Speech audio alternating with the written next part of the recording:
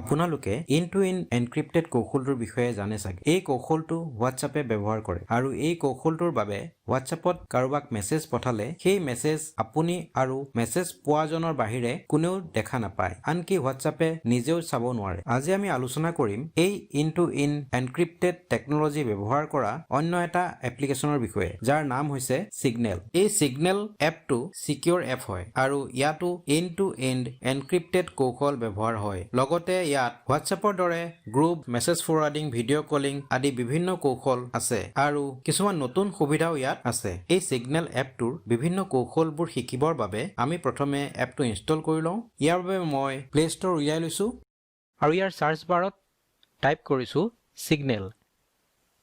ইয়াত আমি signal private messenger এপটো দেখা পাইছোঁ। এতিয়া আমি ইয়াৰ এই ইনষ্টল বুটামত প্ৰেছ কৰি এপটো ইনষ্টল কৰিব লাগিব। ইনষ্টলত প্ৰেছ কৰিছোঁ। চিগনেল এপটোৰ ইনষ্টলেশ্যন কমপ্লিট হোৱা আমি দেখা পাইছোঁ। এতিয়া ইয়াত থকা এই অপেন বুটামত প্ৰেছ কৰি আমি এপটো অপেন কৰি ল'ব পাৰিম। অপেনত প্ৰেছ কৰিছোঁ। এতিয়া আমি ইয়াত থকা কণ্টিনিউ বুটামত প্ৰেছ কৰিব লাগিব আৰু বাছি ল'ব লাগিব কণ্টিনিউ। এতিয়া ইয়াত চিগনেল এপটোৱে কণ্টেক্ট এক্সেছ বিচাৰিছে, এইটো আমি এলাউ কৰিব লাগিব আৰু ইয়াৰ পিছত ইয়াতো আমি এলাউ প্ৰেছ কৰিব লাগিব।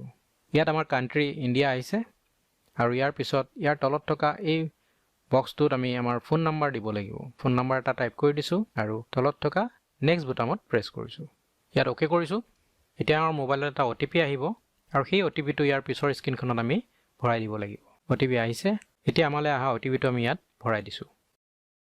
এতিয়া আমি ইয়াত আমাৰ প্ৰফাইল নেম দিব লাগিব। ওপৰত ফাৰ্ষ্ট নেম লিখিব লাগিব আৰু ইয়াৰ তলত লাষ্ট নেম আৰু নেক্সট বুটামত প্ৰেছ কৰিব লাগিব। এতিয়া আমি ইয়াত এটা পিন ক্ৰিয়েট কৰিব লাগিব আৰু এই পিনটো এটলিষ্ট 4 ডিজিটৰ হ'ব লাগিব। মই এটা পিন টাইপ কৰি দিছোঁ আৰু নেক্সট প্ৰেছ কৰিছোঁ। আকৌ একেটা পিন ইয়াত টাইপ কৰি নেক্সট প্ৰেছ কৰিছোঁ। আমাৰ পিন ক্ৰিয়েট হৈ গৈছে। এতিয়া আমাৰ চিগনেল এপটো প্ৰথমবাৰৰ বাবে আমাৰ স্ক্ৰীনত অপেন হৈছে। প্ৰথমতে আমি এই চিগনেল এপটোৰ ছেটিংছৰ ফিচাৰখিনি বুজি লওঁ। ইয়াৰ বাবে মই ওপৰত থকা 3 ডটত প্ৰেছ কৰিছোঁ আৰু ছেটিংছ বাছি লৈছোঁ। প্ৰথমতে আমি চাওঁ কেনেদৰে চিগনেল এপৰ প্ৰফাইল পিকচাৰ দিব পাৰি। ইয়াৰ বাবে এই ছেটিংছৰ ওপৰৰ ফালে থকা এই কেমেৰা বুটামটোত প্ৰেছ কৰিব লাগিব। মই কেমেৰা বুটামটোত প্ৰেছ কৰিছোঁ। এতিয়া প্ৰফাইল পিকচাৰ সলাবৰ বাবে ইয়াৰ মাজত থকা এই কেমেৰা বুটামটোত আকৌ প্ৰেছ কৰিব লাগিব। এতিয়া আমি ইয়াৰ তলত চুজ ফটো অপশ্যন দেখা পাইছোঁ। ইয়াত প্ৰথমটো আছে টেক ফটো আৰু পিছৰটো আছে চুজ ফ্ৰম গেলাৰী। তো মই টেক ফটো অপশ্যনটো ব্যৱহাৰ কৰিলে মই মোবাইল কেমেৰাৰ জৰিয়তে এখন ফটো উঠাই ল'ব পাৰিম আৰু যদি মই মোৰ গেলাৰীৰ পৰা এখন ফটো বাছি দিব বিচাৰিছোঁ তেন্তে মই বাছি ল'ব লাগিব চুজ ফ্ৰম গেলাৰী। মই চুজ ফ্ৰম গেলাৰী বাছি লৈছোঁ। এতিয়া আমি গেলাৰীৰ ফটোবোৰ দেখা পাইছোঁ। মই ইয়াৰ পৰা এখন ফটো বাছি দিব লাগিব। ফটোখন আমাৰ স্ক্ৰীনত আহি গৈছে। এতিয়া চিগনেল এপত ব্যৱহাৰ কৰিব পৰা প্ৰফাইল পিকচাৰৰ কিছুমান ফিচাৰ আমি কৰি চাওঁ। ইয়াৰ বাবে মই ওপৰত থকা এই বগা বুটামটোত প্ৰেছ কৰিছোঁ। ইয়াৰ প্ৰথমটো আছে ইয়াৰ জৰিয়তে টেক্সট লিখিব পাৰি। ইয়াত যদি মই কিবা টেক্সট লিখিব বিচাৰিছোঁ তেন্তে মই ইয়াত লিখিব পাৰোঁ। ইয়াৰ পিছৰটো আছে পেইন। ইয়াৰ জৰিয়তে মই কিবা ড্ৰ কৰিব পাৰোঁ। ইয়াৰ পিছৰ অপশ্যনটো এটা নতুন ফিচাৰ। ইয়াৰ জৰিয়তে মই মোৰ প্ৰফাইল পিকচাৰটোৰ মুখখন ব্লাৰ কৰিব পাৰিম। এইটো কৰি চাওঁ। মই ইয়াত প্ৰেছ কৰিছোঁ আৰু লগতে তলত দেখা পাইছোঁ যে ব্লাৰ ফেচেছ বুলি এটা বুটাম আহিছে। এতিয়া মই এই ব্লাৰ ফেচেছ বুটামটোত প্ৰেছ কৰিছোঁ। লগতে দেখা পাইছোঁ যে মোৰ ফটোখনৰ মুখখন ব্লাৰ হৈ গৈছে। এনেদৰে আমি এই ফিচাৰটো ব্যৱহাৰ কৰি আমি আমাৰ চিগনেল এপৰ প্ৰফাইল পিকচাৰৰ মুখখন ব্লাৰ কৰি ল'ব পাৰোঁ আৰু নালাগিলে আকৌ ইয়াত প্ৰেছ কৰি ইয়াক উঠাই দিব পাৰোঁ। এতিয়া মই আকৌ ওপৰৰ বগা বুটামটোত প্ৰেছ কৰিছোঁ। ইয়াৰ কাষত থকা বুটামটোৰ জৰিয়তে আমি প্ৰফাইল পিকচাৰৰ লগত এটা ষ্টিকাৰো দিব পাৰোঁ আৰু নালাগিলে ওপৰত থকা এই ডিলিট বুটামটোত প্ৰেছ কৰিব লাগিব। আৰু ইয়াৰ পিছৰ বুটামটো হ'ল ক্ৰপ কৰিবৰ বাবে। যদি আমি ফটোখন ক্ৰপ কৰিব বিচাৰিছোঁ তেন্তে ইয়াত প্ৰেছ কৰি আমি ইয়াত এডজাষ্ট কৰি ফটোখন ক্ৰপ কৰিব পাৰিম।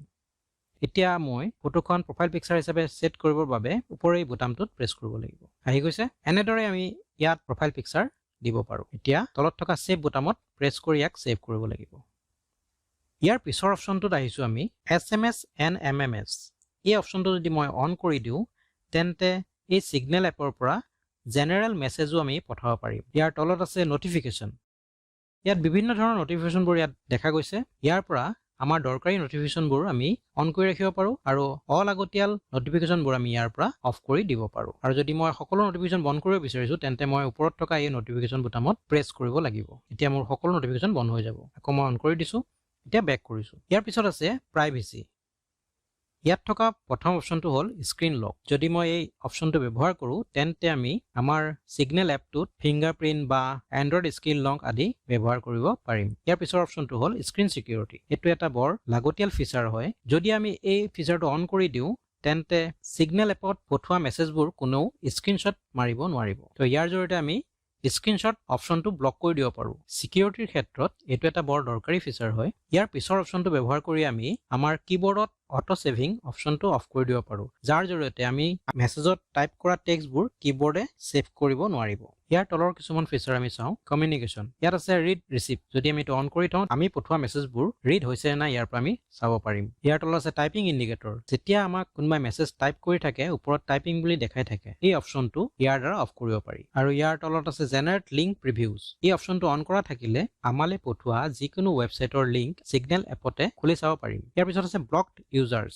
যদি আমি কোনো ইউজাৰক ব্লক কৰিছো তেন্তে আমি ইয়াত লিষ্টখন দেখা পাম এতিয়া প্ৰাইভেচিৰ পৰা আমি বেক কৰিছো ইয়াৰ তলত আছে এপিয়াৰেন্সত থিম আৰু লেংগুৱেজ আছে ইয়াত থকা থিমৰ জৰিয়তে আমি আমাৰ সিগনেল এপৰ লুকটো সলাব পাৰো ইয়াত আছে সিস্টেম ডিফল্ট লাইট আৰু ডাৰ্ক যদি মই ডাৰ্ক কৰি দিওঁ তেন্তে গোটেই স্ক্ৰীনখন ব্লেক হৈ যায় তো এই ডাৰ্ক থিমটো আমি ব্যৱহাৰ কৰিব পাৰো আৰু নালাগিলে মই আকৌ সিস্টেম ডিফল্ট কৰি দিছো ইয়াৰ তলত থকা লেংগুৱেজ অপশ্যনটোৰ জৰিয়তে আমি ইয়াত যিকোনো লেংগুৱেজ বাছি ল'ব পাৰো ইয়াৰ পৰা বেক কৰিছো ইয়াৰ তলত আছে চাট অপশ্যনটোত প্ৰথমতে আছে মেছেজ ফন্ট সাইজ তো আমি ইয়াৰ পৰা আমাৰ চাট ফন্ট সাইজটো বাছি ল'ব পাৰিম ইয়াত নৰ্মেল দিয়া হৈ আছে ইয়াৰ তলত আছে ইউজ সিস্টেম ইমোজি তো এই অপশ্যনটো অন কৰি দিলে আমি আমাৰ মোবাইলত থকা ইমোজিবোৰ ব্যৱহাৰ কৰিব পাৰিম ইয়াৰ পিছত আছে এন্টাৰ কি সেন্ড এই অপশ্যনটো অন কৰা থাকিলে এন্টাৰ প্ৰেছ কৰাৰ লগতে আমাৰ মেছেজবোৰ সেন্ড হ'ব ইয়াৰ পিছত আছে ইউজ এড্ৰেছ বুক ফটোজ এই অপশ্যনটো অন কৰা থাকিলে আমাৰ এড্ৰেছ বুকত থকা ফটোবোৰ প্ৰতিজন ইউজাৰৰ ক্ষেত্ৰত দেখা পাম ইয়াৰ পিছত আৰু এটা ধুনীয়া ফিচাৰ ইয়াত আছে সেইটো হ'ল বেকআপ এই বেকআপ অপশ্যনটোৰ জৰিয়তে আমি আমাৰ মেছেজবোৰ আমাৰ মোবাইলতে বেকআপ লৈ ষ্ট'ৰ কৰি থব পাৰিম ইয়াৰ সহায়ত যদি আমি কেতিয়াবা আমাৰ সিগনেল এপটো ডিলিট কৰি দিওঁ আকৌ ইনষ্টল কৰিলে আমি এই বেকআপৰ পৰা আমাৰ মেছেজবোৰ আকৌ সোমোৱাই ল'ব পাৰিম বেক কৰিছো ইয়াৰ পিছত আছে ডাটা এণ্ড ষ্ট'ৰেজ এই অপশ্যনটোৰ জৰিয়তে আমি আমাৰ সিগনেল এপটোৱে ব্যৱহাৰ কৰা ষ্ট'ৰেজ চাব পাৰোঁ ইয়াত এতিয়া 0 বাইট দেখুৱাই আছে যিহেতু মই কোনো ফটো সেন্ড কৰা নাই ইয়াত আমি সেন্ড কৰা ভিডিঅ' ফটোৰ ষ্ট'ৰেজ ইউজেজটো দেখা পাম বেক কৰিছো ইয়াৰ তলত আছে মিডিয়া অটো ডাউনলোড প্ৰথম অপশ্যনটো হ'ল when using mobile data এই অপশ্যনটোত আমি মোবাইল ডাটা ব্যৱহাৰ কৰি থাকোঁতে অট'মেটিকেলি কি ডাউনলোড হ'ব সেইখিনি আমি ইয়াত বাছি দিব পাৰিম যদি আমি ইয়াত ইমেজেছ অপশ্যনটো টিক কৰোঁ তেন্তে মোবাইল ডাটা অন হৈ থকা অৱস্থাত সিগনেল এপত ৰিচিভ কৰা যিকোনো মেছেজৰ ইমেজ অট'মেটিকেলি ডাউনলোড হৈ যাব একেদৰে আমি অডিঅ' ভিডিঅ' ডকুমেণ্ট আদিও টিক কৰি থব পাৰোঁ মই অকল ইমেজেছ অন কৰিছোঁ অ'কে কৰিছোঁ ইয়াৰ পিছত আছে when using ৱাইফাই কানেকশ্যনত গ'লে আমাৰ কি ডাউনলোড হ'ব ইয়াৰ পৰা আমি টিক কৰি দিব পাৰোঁ ইয়াৰ পিছত আছে when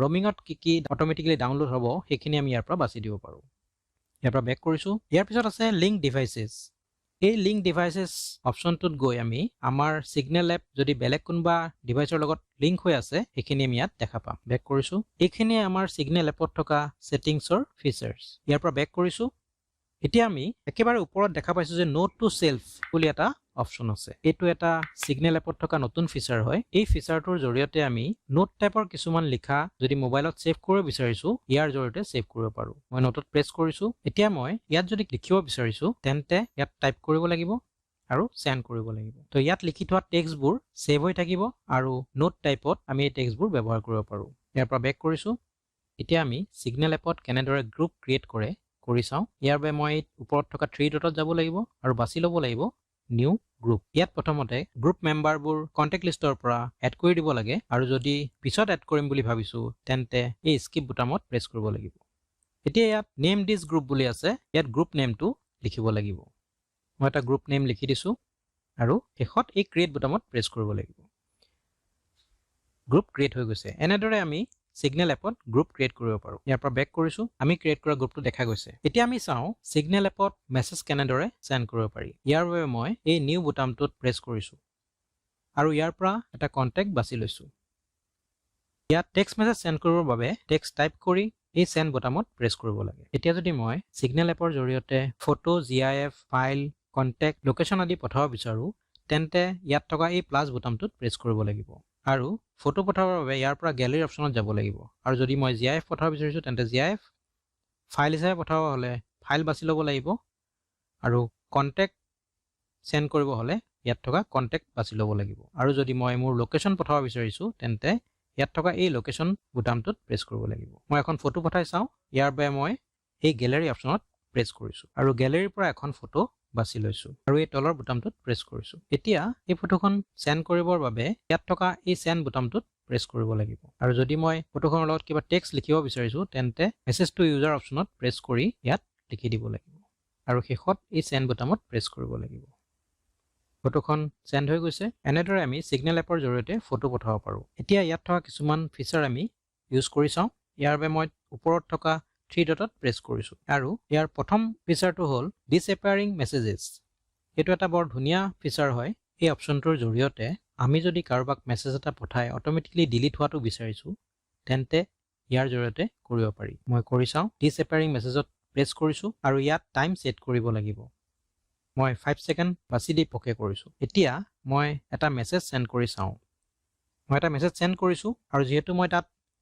ডিসএপিয়াৰিং মেছেজ অন কৰি থৈছিলো হে 5 সেকেন্ড হোৱাৰ লগে লগে মেছেজটো নিজে নিজে ডিলিট হৈ গৈছে এতিয়া আকৌ 3 ডটত প্ৰেছ কৰিছো ইয়াৰ তলত আছে অল মিডিয়া এই অল মিডিয়াৰ জৰিয়তে আমি কাৰোবাক সেন্ড কৰা ফটো ফাইল অডিও আদি ইয়াত চাব পাৰো বেক কৰিছো ইয়াৰ পিছত আছে কনভাৰসেচন সেটিং ইয়াৰ জৰিয়তে আমি কোনো এটা কন্টেক্ট নাম্বাৰৰ মেছেজ সেটিং খিনি চাব পাৰো আৰু তেওঁলে পঠোৱা শেয়াৰ্ড মিডিয়াবোৰো আমি ইয়াত দেখা পাম ইয়াৰ পৰা বেক কৰিছো ইয়াৰ পিছত সাৰ্চ অপচনটোৰ জৰিয়তে আমি আমাৰ মেছেজবোৰৰ কোনোবা ৱৰ্ড সাৰ্চ কৰি চাব পাৰো ইয়াৰ পিছত আছে এড টু হোম স্ক্ৰীন এই অপচনটোৰ জৰিয়তে আমি এজন ইউজাৰৰ কনভাৰসেচন হোম স্ক্ৰীনত শৰ্টকাট হিচাপে ৰাখিব পাৰো ইয়াৰ পিছৰ অপচনটো হ'ল ৰিছেট সিকিউৰ সেশন এই অপচনটো এনক্ৰিপচন প্ৰবলেম হলে ব্যৱহাৰ কৰা হয় কেনসেল কৰিছো ইয়াৰ পিছত আছে মিউট নটিফিকেশনস তো ইয়াৰ জৰিয়তে মই এইজন ইউজাৰৰ বাবে সকলো নটিফিকেশন বন্ধ কৰি থব পাৰিম এতিয়া আমি যদি ভিডিও কল কৰিব বিচাৰো তেন্তে ওপৰত থকা এই বুটামটোত প্ৰেছ কৰিব লাগিব আৰু যদি আমি সিগনেল এপৰ জৰিয়তে অডিও কল কৰিব বিচাৰো তেন্তে আমি এই অডিও কল বুটামটোত প্ৰেছ কৰিব লাগিব আজি আমি সিগনেল প্ৰাইভেট মেসেঞ্জাৰ এপটোৰ প্ৰায় সকলোবোৰ কৌশল আলোচনা কৰিলো যদি ভিডিওটো ভাল লাগিছে নিজৰ বন্ধুসকলক ভিডিওটো শেয়াৰ কৰিব আৰু এনে ধৰণৰ বিভিন্ন কৌশল জানিবৰ বাবে চেনেলটো সাবস্ক্ৰাইব কৰিব আজি ইয়াতে সামৰিছো ধন্যবাদ